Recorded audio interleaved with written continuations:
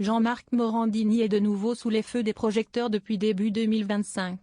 Depuis l'enquête des Inrocks en 2016 et les plaintes déposées contre lui par la suite, le présentateur de CNOO est accusé de harcèlement et de travail dissimulé. Le présentateur a reçu une peine plus lourde en appel pour les 3 chefs d'accusation. 5 ans après la première décision de justice, le groupe Canal+ vient de recevoir 2 nouvelles condamnations en appel, toutes 2 plus sévères que la première. En janvier dernier, il a été condamné à 18 mois de prison, à un suivi psychologique et à une amende de 50 000 € pour avoir déclaré son travail. Jean-Marc Morandini s'est opposé au pourvoi et a opté pour un pourvoi en cassation. Puis, le 21 mars, la Cour d'appel de Paris l'a de nouveau condamné pour harcèlement. La peine peut aller jusqu'à 2 ans de prison avec sursis, une amende de 20 000 € et l'interdiction définitive d'exercer la profession concernée et l'inscription au casier judiciaire automatique des contrevenants.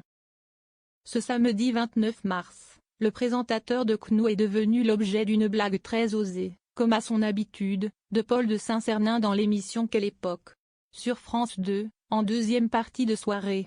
Alors que Léa Salamé recevait Antoine Decaune, l'animateur lui a demandé: on va commencer par un conseil beauté, comment faire pour ne pas paraître 10 ans plus jeune que son âge, mais 20 ans plus jeune. Antoine Decaune a 71 ans, et je n'en reviens pas depuis que je l'ai appris. Comment est-ce possible?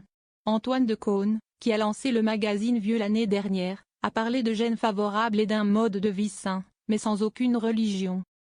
J'ai une vie.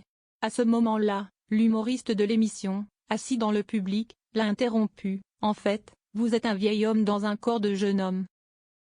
Je pense que cela vous rapproche de Morandini. Cette blague a reçu beaucoup d'applaudissements, quelques rires mais surtout des exclamations. Alors qu'Antoine Decaune félicitait Paul de Saint-Cernin, un autre invité refusait de l'applaudir, Bernard Montiel, chroniqueur de TPMP qui avait travaillé de nombreuses années dans le même groupe que Jean-Marc Morandini. Montiel n'a pas confirmé ça, n'est-ce pas? Je te le dis. Léa Salamé a noté. Il s'est ensuite défendu de ne pas s'opposer à ce type d'humour. Oh non, non. Si est-il choquant, répondit-il, l'air mal à l'aise.